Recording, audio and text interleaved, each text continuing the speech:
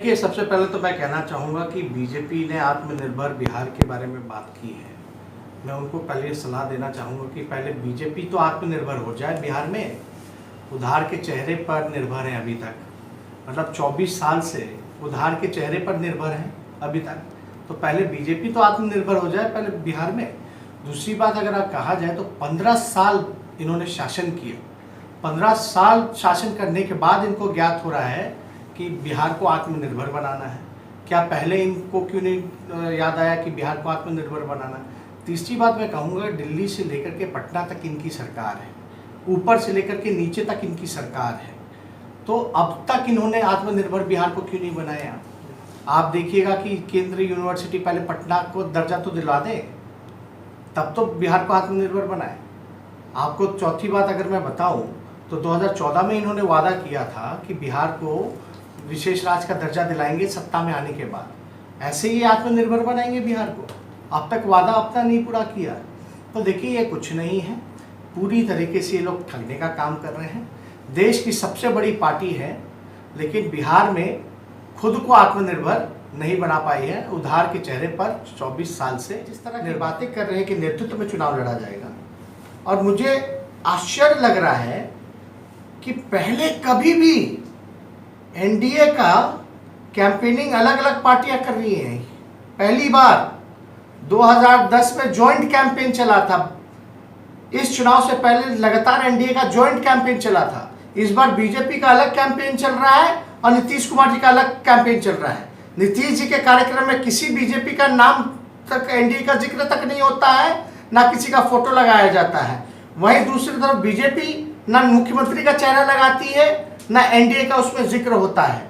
आप याद कीजिएगा, लोकसभा में ही जॉइंटली सब कुछ हुआ था, लगातार फोटो लगे थे, एनडीए का, अलायंस का नाम लिया गया था। लेकिन ये लोग तो अलग अलग, आप देख रहे हैं, अलग अलग कैंपेन चला रहे हैं। ऐसा लग ही नहीं रहा कि एक अलायंस का मुहिम चल रहा है, बल्कि अलग अलग पार्टियों का अलग अलग मुहिम चल रहा है। ये कैंपेन में आप देख सकते हैं, मुख्यमंत्री जी ने वर्चुअल रैली की, क्या हर्ष हुआ हम लोगों ने भी देखा, लेकिन वहां कहीं भी बीजेपी का नाम निशान नहीं था। बीजेपी जो कार्यक्रम कर रही है उसमें नीतीश कुमार जी का नाम निशान नहीं है, न एनडीए का। तो ये तो साफ दिखाता है कि कहीं ना कहीं कुछ गड़बड़। मानता हूं बिहार में विकास हुआ है तो अपराधियों का विकास हुआ है, अपराध का विकास हुआ है, बलात्कारियों का विकास हुआ है, हत्यारों का विकास हुआ है। बिहार में अगर विकास हुआ है तो भ्रष्टाचारियों का विकास हुआ है। 58 घोटाले इनके शासनकाल में हुए हैं। सुशील मोदी खुद सृजन घोटाले में फंसे हुए हैं। सुशील मोदी जी का विकास हुआ है।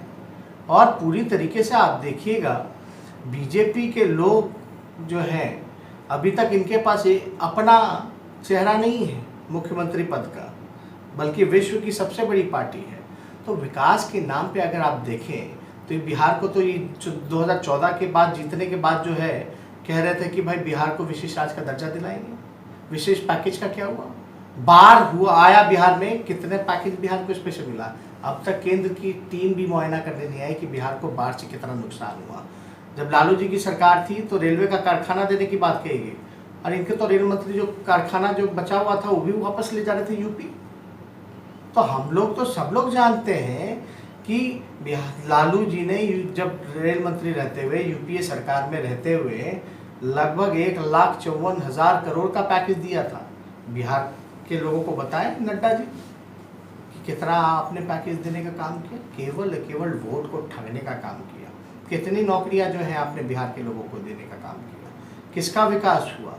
क्यों आज बिहार में बेरोजगारी दर जो है 46.6 हो गई है, सबसे ज़्यादा? आप जो है मजदूरों को अपमानित करने का काम किया आपकी सरकार ने। आपकी सरकार ने ट्रेन तक जो है मुहैया नहीं कराया। विपक्ष ने हल्ला बोला तब जाकर के आपको नींद खुलता, उसमें भी आपने मजदूरों से पैसा वसूलने का काम किया। लोग जो है पैदल कितने हजार किलोमीटर चल चल करके आए, भूखे रहे, मरने के कगार पे रहे। कई लोग जो है एक्सीडेंट में मर गए, कई लोग रेल एक्सीडेंट में मर गए, रोड एक्सीडेंट में मर गए, लेकिन आपने अब तक नहीं पूछा। तो इसलिए बिहार की जनता पहचान चुकी है, दोबारा एनडीए सरकार में आने नहीं चाहिए। लेकिन आप कोरोना पे सवाल उठा, जनता इनको सबक सिखाएगी, मन बना के रखी है। और बड़ी चालाकी नड्डा जी ने किया है कि नेतृत्व में चुनाव लड़ेगी, लेकिन ये नहीं बोला है कि बिहार के चुनाव के परिणाम के बाद बिहार के मुख्यमंत्री नीतीश कुमार होंगे।